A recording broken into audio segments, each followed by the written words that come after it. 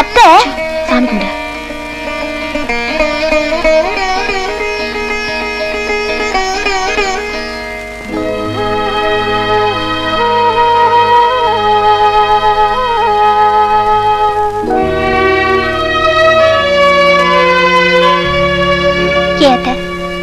உன் கல்யாணம் நின்னு போச்சுன்னு தானே இப்படி வருத்தமா இருக்க?